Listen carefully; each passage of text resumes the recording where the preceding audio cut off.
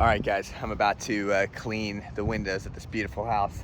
But in this episode, I want to talk about the path that I am taking to become a millionaire. And I think that there are going to be a lot of things that you could also implement in your life to get there. I do want to make it clear. I know there's a lot of different ways, right?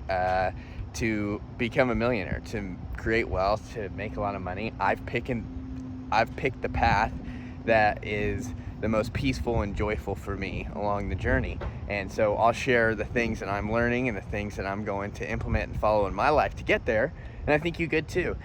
I think there's probably going to be some things that I say that make you want to disagree. That's fine. You do what you need to do for you. I'm just going to do what I'm going to do. And I know a lot of people have taken this path as well. I know them personally. And so that's what I'm going to talk about right now. Going to jump in clean and then we'll get going. All right, so those are all the books I have on money right now. My plan is to start getting more books because I want to keep learning about money. One of the biggest things that I'm taking away is from all those books that I've read over the last 5 years is that you have to learn the language of money, right? So you have to learn the language and you have to set a goal. If you don't have a vision and an aim for your money, then what's gonna happen is it's gonna come in, it's gonna go out. Oftentimes, it's gonna go out more than what's coming in. That's why so many people get into a bunch of debt, there's my dog, and have a lot of credit card debts, a lot of personal loans, whatever, because at the end of the day, they don't have a high vision, so they don't have good practices with their money. They don't know where it's going. And we know the old dusty word for that is budget. So let's break down what I even mean by having the goal of millionaire. But also I forgot, before we even get into that, those of you who have started following, I got an influx of followers, about 300 over the last month and a half, because a lot of you, if you're watching this and this was you, you watched my video on how to start a window cleaning business. I'm still super for that. I stand by all the things I said there. I had a lot of great comments, so thank you for that. And I still believe if you're trying to make some extra side hustle money, get into home service things, landscaping, window cleaning, pressure washing. I just pick some things around people's houses that they don't want to do, getting rid of their trash, whatever. I think there's a lot of ways to get $100, $200 to even up to $500 a weekend going out, doing stuff that people don't want to do around their house. My whole thing that I'm passionate about is helping people, specifically dudes, but really everybody, get healthy in their mindset, their money, and their movement. What I see is that from a lot of guys that maybe feel stuck or like they're not where they want to be, the pain points of their life come down to their mind, how they're thinking, what they're putting into it, what the outcome is from that, their money, whether they don't know what they want to do with their life, so they have a job they don't like, they're not managing their money well, they don't have a high vision and aim for their money. And then movement is the idea of just what's your physical life look like, first off, and then what's your relational life look like. So physically, are you exercising? Are you eating healthy food, right? Like at least healthier than just the normal junk that's out there for you to get. Are you staying active in some type of way, not just being a couch potato all the time? All that stuff's really important and affects our life. And of course, the people you're hanging out with, it's gonna impact what your life looks like. So we've all kind of heard that you are the sum of the 5 people you hang around the most.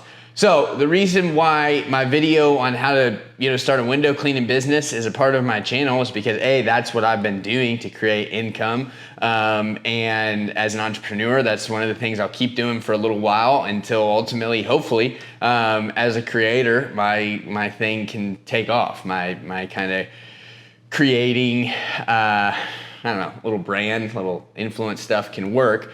More important to that is I started the Meantime company. I just launched it about a month ago, but really it's something I've been working on for a while, and that is a coaching community experience company. I love getting guys together, doing fun things. That comes out in different types of things. We've done some workout experiences. We call them Day of Pain, where we work out all day. We're put together in teams, and then I've done weekend retreats where literally it's kind of a deeper dive into making some new friendships, looking at those main 3 pillars of our life, seeing how we can be growing through there, and just having some accountability for that. And then coaching, my specific emphasis right now is money, helping guys create a vision, budget, plan to get out of debt, to move forward. A lot of that's gonna come out in this video, but that's what I'm doing. But also ultimately it's just lifestyle coaching. And I know that kind of it seems like everyone's trying to do that. It's what I've been doing for a decade. It just looked different. I was a pastor for 6 years, and so now I'm doing it basically on my own. So mind, money, movement, how can I help other guys get better in those areas while I continue to research and do the work of figuring out how I can get better too. So that's what it's all about, and that's why I'm excited about it. So then I wanted to make this video about the goal of becoming a millionaire and kind of like the safest, best way to get there. So first of all, we have to understand what the word being a millionaire means. I think we hear it and we think about people like Jay-Z, LeBron, Elon Musk, right? Those people are insanely wealthy. The people that are just flying around on private jets and have their own jet and have their own yacht and all that stuff, super, super wealthy. And that's a different kind of millionaire. In fact, I named all three of those are billionaires, right? So millionaire status, how you can hit millionaire status. It doesn't mean you have $1 million in the bank. You're probably not driving a Lamborghini if you just have $1 million net worth, right? So what is your net worth? The net worth is gonna be basically if you got rid of all your debt and you looked at all your assets and said, what's that number?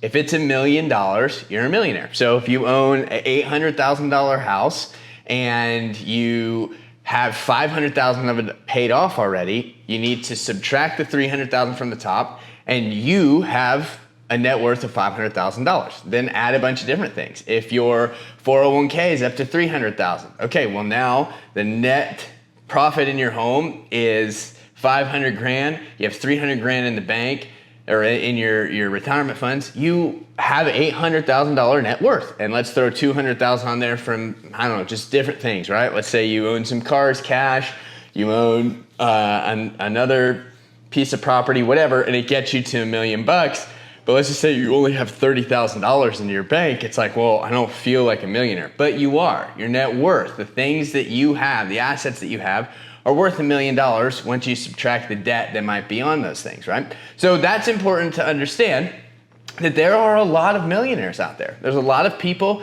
who fly coach, who eat at normal restaurants, who wear normal clothes, and they have hit millionaire status in their net worth. And that's my first goal, right? So a guy named Jim Rohn, you've maybe heard of Tony Robbins, but Jim Rohn was a sales teacher, leader, ultimately just motivational speaker eventually. And his thing was all about, you set goals, you have visions, and then your character and your attitude, you build into those things to get where you want to go. His mentor said, hey, why don't you make it a goal to make $1 million? So across the board, whatever that looks like, investing that, blah, blah, blah, the number, $1 million in net worth.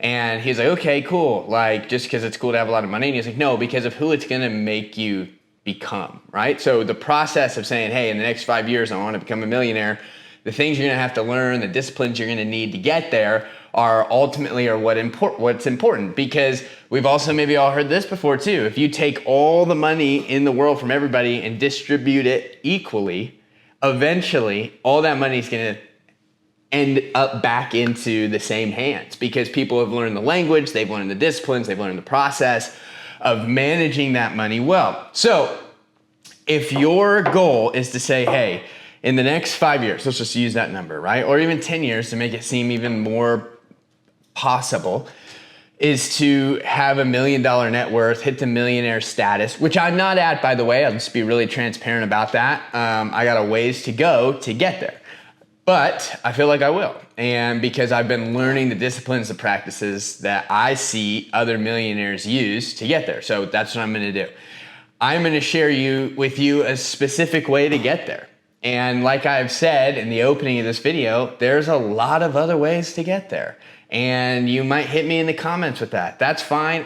I'm probably not going to wrestle you on it. I'm just saying this is an option I see that people take, a path that people take that leads them to millionaire status, and they have peace and joy in their life. And that's what I'm aiming for. Well, yeah, you've probably seen all over TikTok. It's, hey, there's different ways. Become this like crazy online marketing coach, start flipping houses, do the Burr method, get rentals. There's gonna be all types of things out there telling you how to make a fast buck, right? And at the end of the day, people are like, there's this new way to make money. There's nothing new under the sun, okay? There might be pivots and innovations to certain things, but all that stuff that's out there has been out there. Even if some technology is different or whatever, people have always tried to do different things to make money.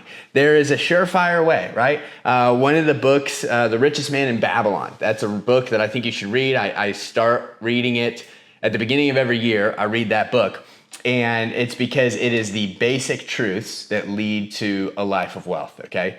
Personally, I want to go beyond millionaire status. I mean, not beyond, like I have no aspirations to become a billionaire, but like I just want to not just have a net worth of $1 million, like I want to be wealthy. My goal and my reason, the vision behind that is because I want to, yes, have a fun, abundant life. I want those around me to get to experience it. I want to build impactful things, right? Whether that's doing nonprofit things or mission things or helping local organizations that are actually making a difference in people's lives. Like I want to be a part of giving to those things. So as much as I want to enjoy it, I want to also give in ways that a lot of people can't.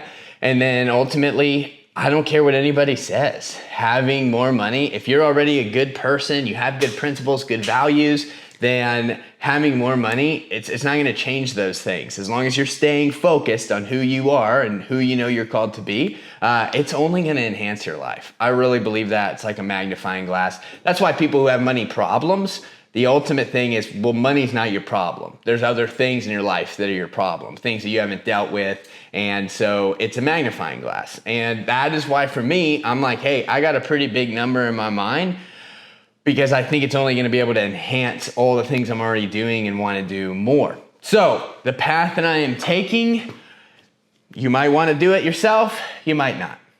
All right, so the line that Dave Ramsey uses, which is a guy who might be a cuss word to you, you might not like him at all, or you might love him, right?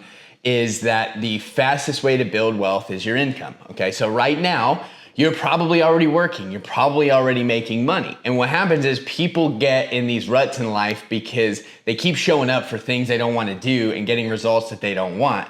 And I'm always like, why don't you just show up different, okay? So for one, you need to look at your income that you're producing already. No matter how small it is, no matter how much you wish you made more, no matter if you hate your job, it doesn't matter. The fastest way to get to millionaire status is to say, okay, I am making money right now. So I need to start taking control of the money that I'm making. How do we do that? We look at, okay, what's my income? What's my expenses? We need to make sure my expenses are below my income. How do we do that and make sure that we're doing that on a consistent basis? We make a freaking budget, okay? Like we make a budget, we say, these are the things I need. Some of the language Ramsey Solutions uses is your four walls, right? So your home, whatever that is, if you're renting or you bought a house, your transportation, your food and water, and utilities. So have those things covered and look at your budget and say, what's all the excessive things, right? So I might have some student debt or credit card debt that I need to pay off. Let's fit that into the budget. And then after that, is there any other margin to start saving, right? So they have a 7-step, it's called the 7 baby steps, where it's like the goal is to get out of debt, start building wealth. So they're gonna say, save $1,000. Step 2 is you're going in your emergency fund. Step 2 is you're going to start paying off all your credit, your debt from smallest to largest first in that order. Don't get caught up in interest rates. Smallest to largest. It creates little victories, little wins. That's what we're looking for in this process. And then third, we're going to save 3 to 6 months emergency fund. And then baby steps 4, 5, and 6, you can do interchangeably, but it's start putting 15% into your retirement accounts, start saving for your kids' college. 6 is pay off your house early. And number 7 is you have total freedom. You don't have any excessive debt to pay off. You own your home. And now you've freed up thousands of dollars a month you can start using to invest or whatever. So for me, number one process in the journey of becoming a millionaire is saying, how do I use the money that I'm making wisely? How do I make sure that it's building the bricks that create the bridge that get me where I want to go? Because if you're not doing that, you're not going to end up at the place you're aiming at. You're just going to coast, and when we coast, we never arrive at the place we hope we would. Your immediate kickback might be, hey, Timmy, I don't make a lot of money, so even if I do these things, I create a budget, I start paying off debt, like I'm in a place where I just don't make a lot of money, I don't know what to do. Okay, your income is 100% dependent on your self-development. Figuring out how to get better in every way that you can is going to be the deciding factor between the amount of money you make and the amount of money you could make. So we need to look at ourselves and put the magnifying glass on ourselves and decide, okay, do I need to get more discipline in showing up on time? Do I need to get more discipline in taking that one extra step that most people at work don't? Do I need to smile more in my job? Do I need to have a nicer tone? Do I need to just decide that I am going to be the person that everyone else can count on? What's going to happen is if you just focused on those things, right? And if you're even like, hey, I hate my job, let's find a list of things that you love about your job. Number one's going to be is that it gives you money, so you could be grateful there. Your goal is you want to make more money, so let's figure out how you can say, okay, there's other things I can be grateful for too, and I can lean in, get better at the things that I'm doing, and eventually I'm gonna get a promotion. And you might say, no, my manager hates me, I'll never get a promotion here, blah, blah, blah. That's fine.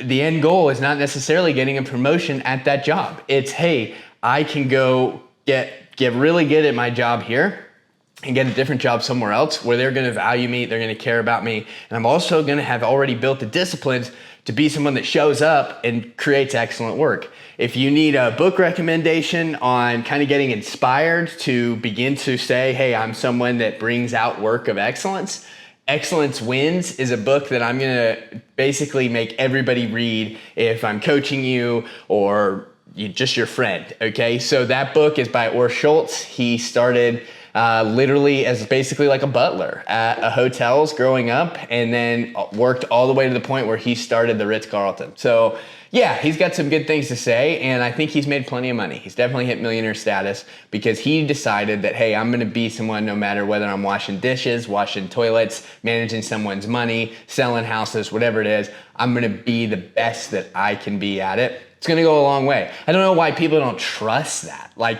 all of the successful people we look up to, it's not a secret. There's no secrets. Like, we all know what to do. If it's fitness and working out, we pretty much all know what to do. Like, eat healthier food, start to go on walks, maybe go on a jog, start doing some, you don't even have to have weights. You could literally just start doing push-ups, sit-ups, air squats. Like, we know what we need to do. It's the same type of deal when it comes to our money. We need to be better at managing it. We need to be better employees, better coworkers, better friends, better managers. Like, it will change your life. The people who are successful, the difference maker is this: average people do occasionally what successful people do consistently. So if we just say, I'm gonna build my discipline to get consistent, that is going to make a huge difference in what your eventual net worth is gonna look like. So we look at our income that we're already making and we begin to manage that well, and we begin to say, hey, I know where my money's going. It's not just going out, coming in the front door and going out the back door. I'm in charge. Then this is the one you're probably gonna hate because I hated it for a while. And it's the idea of paying off all your consumer debt except for your mortgage, okay? The reason at first I didn't necessarily know if I lined up with this is because I did. I loved the idea of getting rental properties and saying, hey, I can get rental properties, I can do flips, and I can use debt, I can use other people's money to get really successful. That works for a small percentage of people. Okay, so if, again, my desire, and some of the guys that I coach, they just tell me I'm tired of waking up every day stressed about money. And you know when you're stressed about money?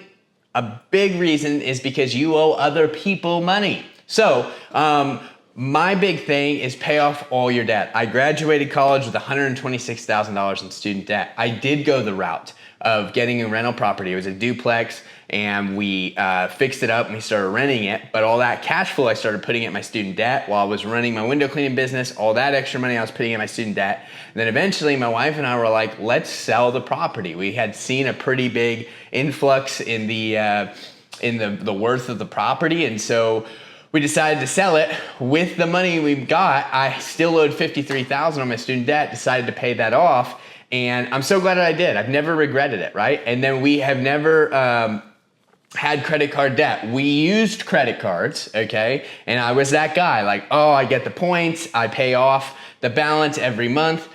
And then I realized I was spending more money because I had a credit card. I just was buying more things, not like even fun things. Like I would just spend more on food and spend more on, just like kind of necessities. And I realized, man, like it's a lot harder to stick to my budget when I have this kind of what seems like infinite money, right? And so, and there's a huge study on it that just shows people that use credit cards always end up spending a little bit more because you don't feel the pain point of that money leaving you right away. And so, big believer in paying off your consumer debt. So don't buy furniture with debt, don't buy cars. And I know you're gonna say, well, that's impossible. I understand it sounds that way, but you can still go out and you can find an $5,000 to $8,000 car right now, and you might have to save, you might have to have good friends. A huge part of this is having the right community, right circle around you, because when you do need to lean on people for things, not money, but just a lift to work or whatever, like that's important, right? And your whole journey of saying, I want to get here, what needs to be true for me to get there? So I would invite you to just think through what it might look like for you to say, what if I paid off my debt? A lot of people don't have huge numbers. Mine was a huge number, and I didn't have any other kind of debt, thankfully. But maybe you're just like, I got $7,000. I got $5,000 in student loans. I got $2,000 in credit cards. Like, what if you just said, I'm going to pay this off, right? And then you follow the process of getting an emergency fund in place, and then you follow the steps of saying, hey, I'm going to start investing. All right. So then you start investing. Let's say you're looking at your income, you're managing it well, you begin to budget it, and then you pay off all your debt, and now you're just saying, hey, I'm renting or I'm in a house, whatever. And I've got my necessities covered, and I've got an extra $500 a month. Or my company also offers a 15 or a matching, right? Up to 3% or up to 6% or whatever, right? The goal is to get to a place where you're investing 15% of your income. When I went through the coaching training to be a financial coach, they said the hardest thing you're gonna have to do is get people committed to doing things they don't want to do, which is things like making a budget and saving money and investing and not getting into credit card debt and things like that. Do you know what helped convince me to switch that gear in my head? Reading books about money. So that's one huge encouragement that I have for you is buy books about money. Books are always gonna be a thing that in my budget line item, it's yes, spend money on books, because if I see a book that I think is going to help me get where I want to go, then why wouldn't I get it and read it, right? Especially if I implement it. So for you, I would say if you don't know anything about investing, get a good solid book about investing. But if you get to the point where you 15%, you're investing into retirement accounts, a Roth IRA, things like that, you're going to see the benefits of it. I think we just started one, a different account. We put like 7,000 in, it's up to 10,000 already. It's just a small, right? So we have principled in 7,000, and over like a year, it's up to 10,000 because of the interest. So that's the beauty of your accounts, your retirement accounts and saving accounts and things like that. Once you have those three things in place, now it is, how much better can I become? So that's exactly where I'm at, right? So it's the place of, okay, we don't have consumer debt. We're managing the money that we have coming in. We're investing into retirement accounts. How much better can I be? So that's why I'm huge on self-development. That's why mind, money, and movement is a huge focus for me. It's this idea of, in those three areas of my life, which cover all the areas, how much can I improve? How many books can I read? How many new friendships can I have? How much can I focus on the health of my physical body? How can I make sure that I'm a great husband, great dad, right? How can I make sure I'm doing the work that lights people up, that lights me up, that creates opportunities for more income, so that way, boom, I just got a check for $5,000 for speaking. I can now dump that into a savings account or into a retirement account or, whatever. I definitely am getting I am. I'm on the train of trying to pay my house off early. And here's why. I've owned my house for 4 years. And this was in the beginning. I'm a big believer now in putting 20% down and doing a 15-year conventional mortgage, okay? We did freaking FHA, first time home buyer loan. And so it was like 3.5% maybe. And I am at a 3.3% interest rate, so that's great. But I think overall our house was 181. We put 9,000 down for it. And then, which you're paying PMI and all this stuff, private mortgage insurance. But I noticed, I literally went and looked at it, we owe 158 today. And so that means what, 22,000 has been paid off. Well, my mortgage that I pay each month is pretty low. It's like around $1,200. But over the last 4 years, I have paid $60,000 into my house. But only 22% of it, or only 22,000 of it has affected how much I actually owe. The rest has gone to escrow and the interest. And so I was like, okay, well, what if we said in the next 5 years, we're gonna pay off that 158? Like, I'm gonna save a ton of money. And everyone's fear is like, yeah, but you can use that money that money's not going anywhere. My house has increased in value. I've got the principal of cash that I've got in there. If we want to buy a new house later, sell this house, and we walk away with all that money, that could be a really fat down payment on a new house, or we could buy a different house cash, right? Whatever. So I'm getting pretty convinced that that is a good way to go, because I personally know people who have done this, that went through this whole plan and are what's called everyday millionaires. They have a net worth status over $1 million. And they're doing fun things with their lives. And they chose to pay off their house early. And I just see so many other people who get into the chasing the Joneses and having the nice car and having the nice boat and the nice house. And they're broke, right? Like you can hear, like, I don't know if you ever listen to the Ramsey show. You should listen to it. Even if you don't like it and you don't like what I'm saying, give it a try. People call in and they're like, I make $300,000 a year and we're severely in debt and we can't make it month to month. And I'm like, that's behavior problem. So for us, managing those three things, how to budget the income that's already coming in, making sure that you continue to make more at the end of the month than you're spending, and paying off your debt, beginning to invest, and then this big one at the bottom, becoming better personally in every area, getting disciplined, getting focused. Like that's who I want to become. And what's going to happen is over time, the amount of money I bring in is going to raise. If I stay really disciplined for 5 or 10 years and don't raise my lifestyle, boom, I'm going to start seeing my net worth jump up by 50, 100,000, 150, 200,000. There's no ceiling on it, and people do it. The best proof of whether you can do what you want to do or not is look around. Have other people done it? Yes, a lot of people have hit the millionaire status. You can do it. And the bottom line of why I'm even sharing all this is because I want you to have more peace and joy in your life. Money helps to do that. I think there's other things. It's not the only thing, right? I have a lot of peace and joy. I know what it's like to have good chunks of money at a time and know what it's like not to have any money at some times.